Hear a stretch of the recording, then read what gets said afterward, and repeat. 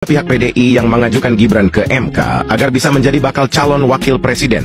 Tujuannya untuk mendampingi calon presiden dari kubu PDI itu sendiri. Tapi malah terjadi pro kontra di dalam kubu PDI. Ada yang setuju, ada yang nggak setuju. Gibran dianggap kurang populer dan bisa jadi masalah yang berujung kalah. Di sisi lain, Jokowi sibuk mempertemukan Prabowo dan Ganjar. Jokowi ingin mereka bersatu, Prabowo calon presiden, Ganjar sebagai wakilnya. Ini pasti akan menjadi kemenangan yang mudah. Tapi Ganjar menolak dan memilih mengikuti instruksi dari Nyonya Besar, Megawati. Kalau bisa, jadi calon presiden ngapain jadi calon wakil? Toh PDI adalah partai besar. Pasti mudah menang, mungkin itu yang terlintas dalam pikiran Ganjar. Ganjar terlalu GR dan PD. Jokowi pun telah berdiskusi dengan Megawati agar Prabowo diduetkan dengan Ganjar. Jelas, Megawati menolak mentah-mentah. Lia masa partai yang 10 tahun menjadi presiden, tiba-tiba harus jadi wakil. Yo nggak maulah. Kita beralih ke kubu Anies. Di sini Anies sudah deal jadi calon presiden dari Partai Nasdem CS. Anies melobi Gibran untuk menjadi wakilnya. Tapi karena beda misi visi, Gibran pun menolak. Gagalnya Anies melobi Gibran, Ahawi menjadi pilihan berikutnya. Ahawi dan Demokrat menerima pinangan Anies CS, tapi sayang di tengah jalan Demokrat justru dikhianati dan ditinggalkan. Surya Paloh lebih memilih Cak Imin dari PKB dengan alasan bisa mengambil suara dari NU.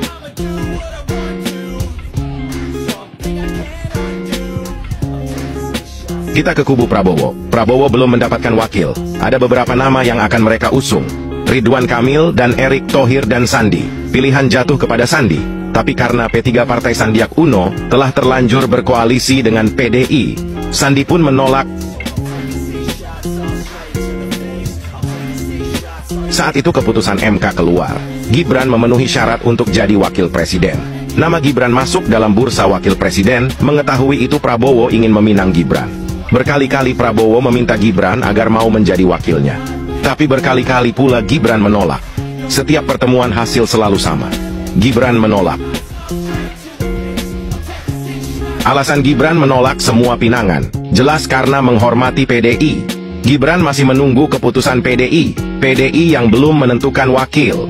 Dan Gibran pun berharap bisa dijadikan wakil dari PDI. Tapi seperti yang sudah dijelaskan di depan, terjadi pro kontra di badan PDI. Ada yang setuju Gibran jadi wakil Ganjar, ada yang tak setuju, dan ternyata lebih banyak yang nggak setuju.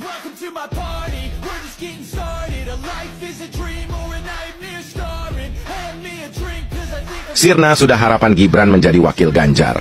PDI memilih Mahfud MD menjadi wakilnya. Mahfud MD dianggap lebih senior, lebih berpengalaman, dan lebih populer. Pasti lebih mudah mendulang suara masyarakat. Kira-kira begitulah pikiran dari kubu PDI.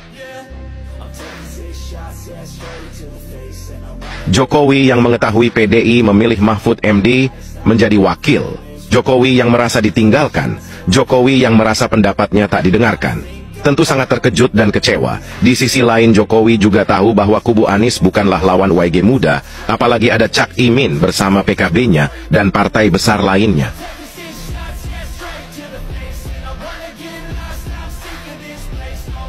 PDI dengan kesombongannya sangat yakin akan memenangkan pertarungan. Kepopuleran Ganjar dan Mahfud MD dianggap sudah lebih dari cukup untuk menghancurkan lawan. Jokowi yang terlanjur kecewa dengan PDIP. Jokowi yang tahu bahwa kubu Anies pasti akan memainkan isu agama seperti yang dilakukan ke Ahok. Jokowi yang yakin PDI belum tentu menang. Jokowi yang tahu programnya bisa saja terhenti bila Anies menang karena pro luar negeri. Di sini Jokowi mulai memainkan catur politiknya.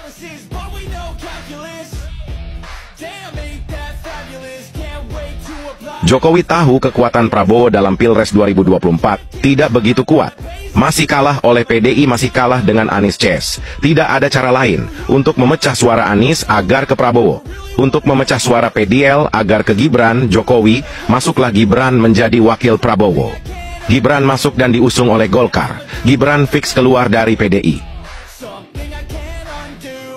Masuknya Gibran ke kubu Prabowo disambut riang gembira dan semangat. Di sisi lain kubu PDI pecah. Suara PDI terbelah sesuai prediksi Jokowi. Suara Anies pun terpecah karena masih banyak yang setia dan kembali ke Prabowo.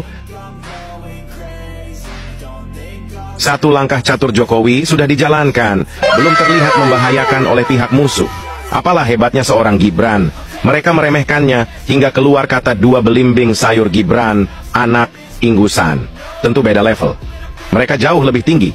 Ibarat mereka bintang, Gibran hanyalah debu.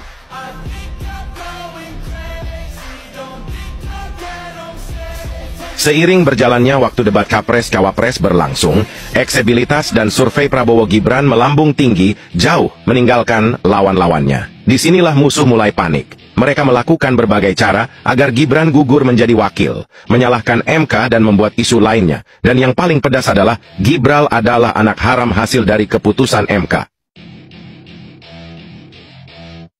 Isu-isu liar semakin dimaikan. Jokowi pengkhianat PDI, Jokowi pengkhianat konstitusi, Jokowi sang dinasti politik, isu SARA disebar di mana-mana. Lalu apakah itu menurunkan elektabilitas Jokowi? Menurunkan antusias masyarakat untuk memilih Prabowo Gibran? Tentu tidak. Kredibilitas Prabowo Gibran semakin kuat.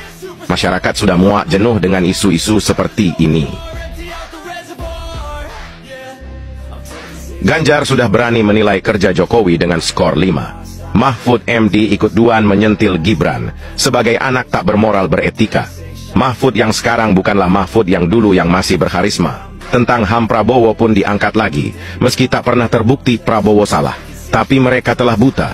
Isu apapun akan diangkat selagi itu bisa menjatuhkan Prabowo Gibran.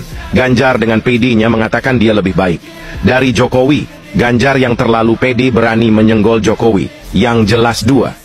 Jokowi jauh lebih besar daripada dirinya. Mungkin juga Jokowi jauh lebih besar daripada PDI yang mengusungnya. Andai kemarin Gibran menerima Anies, atau PDI menjadikan Gibran wakil, tentu keputusan MK tidak pernah disalahkan.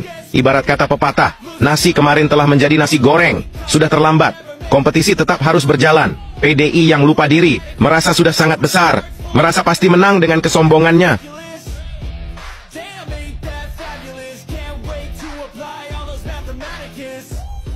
PDI lupa, atau memang tidak tahu. Banyak masyarakat memilih Jokowi, bukan karena PDI, tapi karena sosok Jokowi itu sendiri. Dan sekarang banyak yang pilih Prabowo, bisa jadi karena ada Jokowi di belakangnya. Sekarang PDI sedang di tepi jurang.